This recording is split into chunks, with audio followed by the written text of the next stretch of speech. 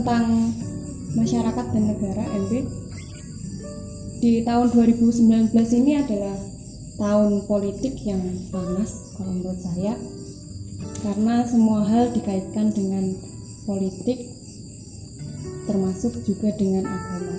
Bagaimana peran tasawuf di tahun politik seperti ini? Apakah tasawuf dapat menjadi suatu solusi yang dapat memecahkan atau mungkin mendinginkan suasana dari penatnya kehidupan politik di negara ini? Ya, saya kira peran tasawuf sangat dibutuhkan untuk saat ini, meskipun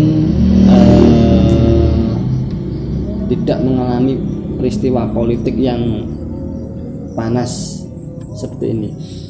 Jadi dalam kehidupan berbangsa dan bernegara sudah lama sebenarnya, di mana tasawuf itu kehadirannya sangat dibutuhkan oleh negara. Ketika perang penjajahan, kehadiran tasawuf itu adalah membangkitkan semangat mencintai tanah air, membangkitkan semangat untuk tidak takut melawan penjajah, menghadirkan semangat bahwa berjihad itu adalah ibadah. Kemudian masuk ke ranah kemerdekaan. Waktu kemerdekaan, di sisi hadirnya tasawuf itu adalah untuk bagaimana memperkokoh persatuan, menghormati antar suku, menghormati antar agama. Itulah cerminan tasawuf, di mana ajaran-ajaran tasawuf adalah universal, humanity. Bagaimana kita bisa memanusiakan manusia, apapun ras, suku, agama, kita pandang bahwa itu adalah saudara kita, dan itu adalah hak mereka, kewajiban kita untuk saling menjaga. Itu tasawuf.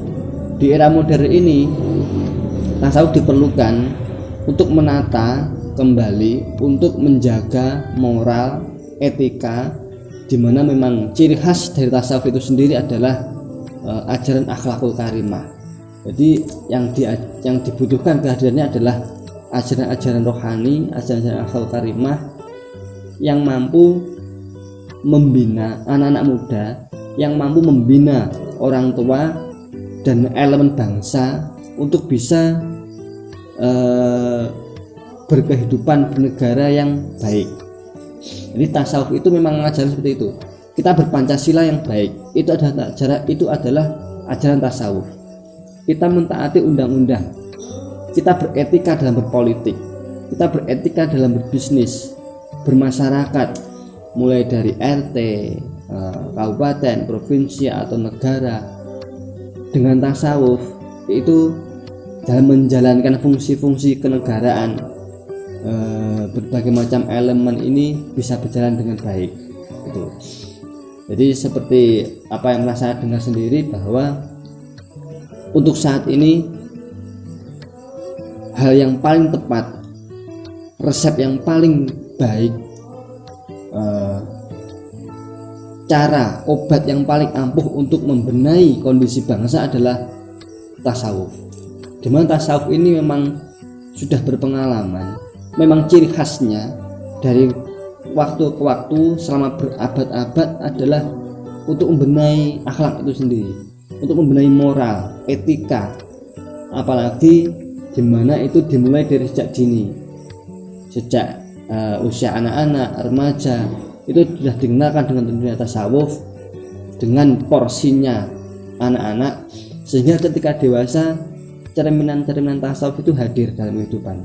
Jadi tasawuf itu bukan sebuah ciri di mana tasawuf itu pasti seperti ini, tasawuf itu berpakaian seperti ini, tasawuf itu pembicaraannya seperti ini. Bukan.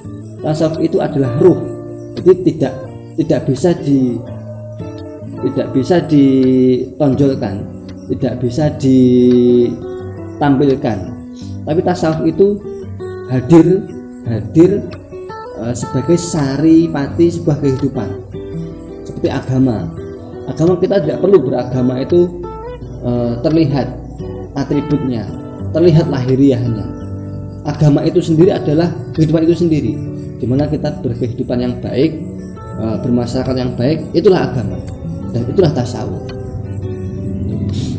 Jadi dapat saya simpulkan bahwa tasawuf itu dapat meliputi berbagai bidang, baik sampai dari yang agama sampai ke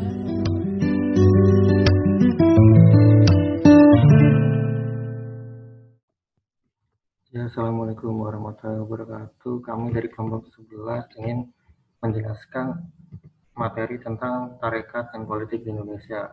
Jika dilihat secara sepintas, tarekat tasawuf dengan politik itu berseberangan atau berlawanan. Tapi apakah justru ada hubungannya, di mana tujuan dari tarekat tasawuf itu melainkan untuk kepentingan keruhaniahan atau kepentingan ukhrawi, sedangkan kepentingan politik kepentingan materialis dunia mencari kekuasaan dan kekayaan.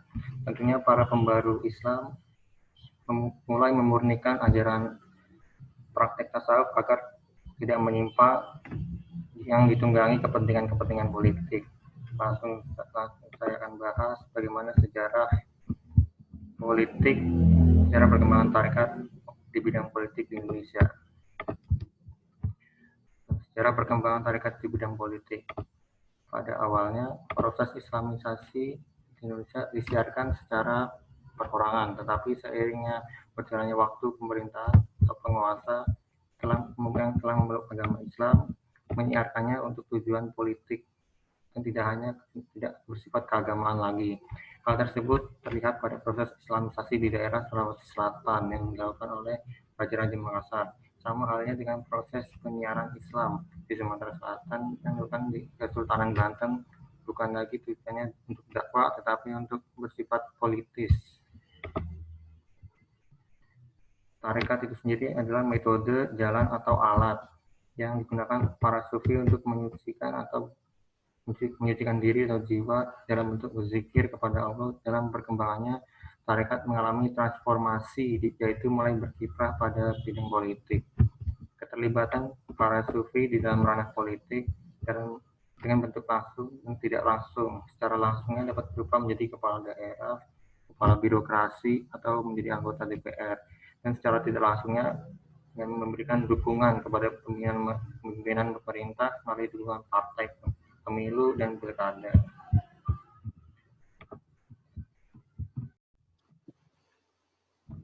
Ya baik, kita akan melanjutkan diskusi kita mengenai tarekat dan politik di Indonesia. Yaitu pada latar belakang tarekat dalam bidang politik di Indonesia. Akan dilanjutkan oleh teman saya.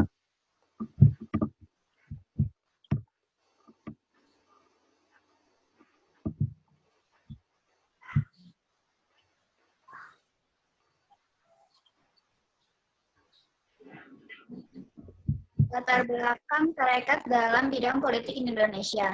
Inti ajaran tasawuf atau tarekat berupa sikap zuhud yang bermakna melepaskan semua hal yang bersifat materialistik, duniawi, dan mulai mengasingkan diri atau menyibukkan dengan beribadah kepada Allah demi terpenuhinya kepentingan ukhrawi. Tetapi pada perkembangannya, tarekat yang dilakukan para sufi mulai memasuki ranah politik. Hal tersebut membuat bergesernya nilai-nilai ajaran tasawuf dan membuat para ulama memasuki dunia politik. Tidak terlepas dari beberapa faktor, di antaranya pertama, hubungan sufi dengan penguasa. Hubungan para sufi dengan penguasa pada zaman penjajahan Belanda sangat dekat. Kedekatan tersebut dilandasi oleh kepentingan dan keinginan untuk mengusir penjajah Belanda dari kawasan Islam. Penguasa yang beragama Islam tidak ingin daerahnya dikuasai Belanda, sedangkan petinggi tarekat tidak ingin daerahnya dikuasai supaya bebas menjalankan ajaran Islam. Penguasa melihat adanya peluang dari kedekatan dengan tokoh sufi agar dapat memperoleh dukungan suara. Hanya dengan mendekati seorang syekh akan memiliki banyak murid. Penguasa juga memberikan hibah bantuan finansial. Di sisi lain, para sufi menerima sepenuh hati bantuan dari musibah tersebut, dan sebagai ucapan terima kasihnya mereka akan memberikan dukungan suara kepada sang penguasa. Yang kedua adalah keinginan merealisasikan nilai-nilai ajaran Islam. Melalui penguasa, para sufi ingin menyampaikan nilai-nilai moral dengan berlandaskan ajaran Islam. Hal tersebut tentu membutuhkan usaha keras untuk mengerahkan di setiap lapisan masyarakat. Oleh sebab itu, peran penguasa sangat penting. Penguasa dijadikan sebagai teladan atau role model. Selanjutnya akan dijelaskan oleh Melisa. Ya, silakan pada materi selanjutnya.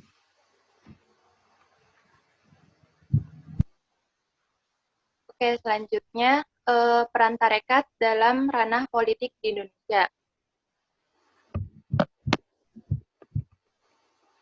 Politik yang dipraktekkan politisi masa kini ujungnya adalah kursi kekuasaan. Akan tetapi, sejarah perkembangan tasawuf tak luput dari dunia politik.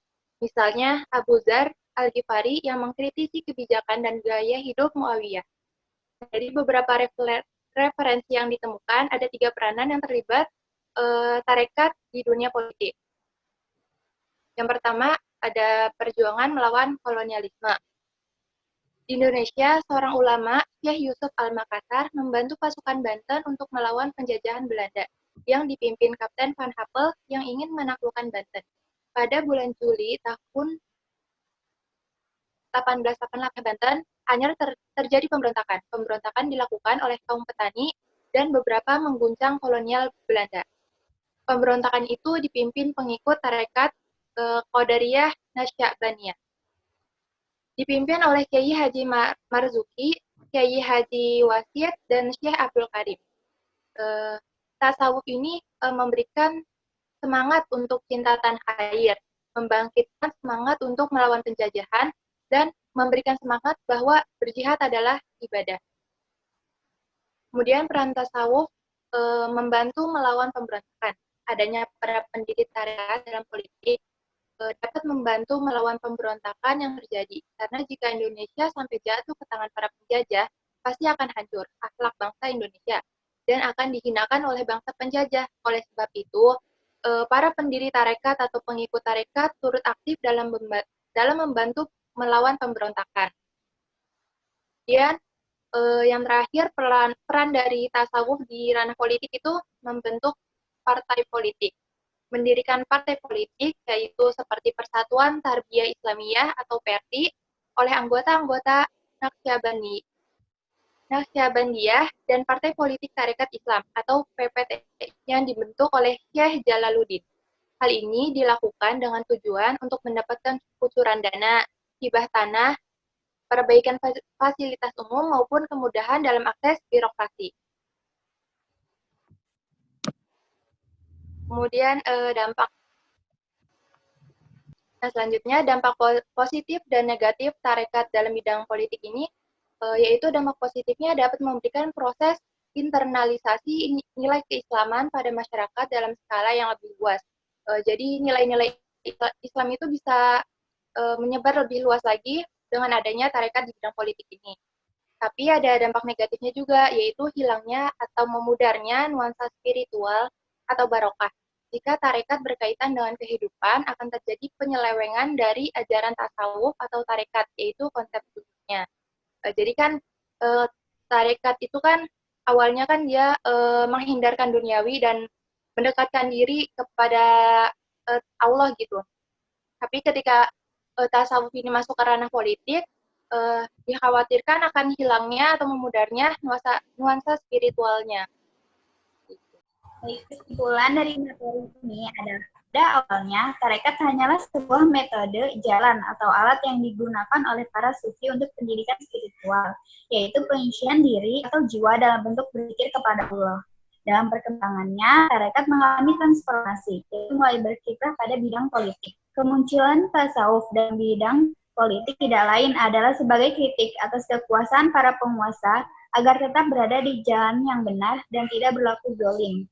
Memasuki dunia politik tidak terlepas dari beberapa faktor, yaitu hubungan sufi dan penguasa, yang melihat adanya peluang dari kedekatan dengan tokoh sufi, agar dapat memperoleh dukungan suara dan keinginan merealisasikan nilai-nilai ajaran Islam melalui penguasa para sufi ingin menyampaikan nilai-nilai moral dengan melandaskan ajaran Islam.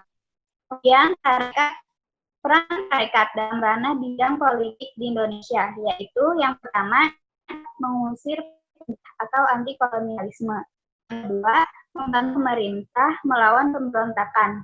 Yang ketiga, mendirikan partai politik dan berafiliasi kepada calon presiden tertentu. Kemudian keterlibatan para sufi dengan penguasa politik juga memiliki dampak positif dan negatif tersendiri. Sekian yang dapat kami presentasikan, yang lebihnya mohon maaf, semoga bermanfaat. Assalamualaikum warahmatullahi wabarakatuh.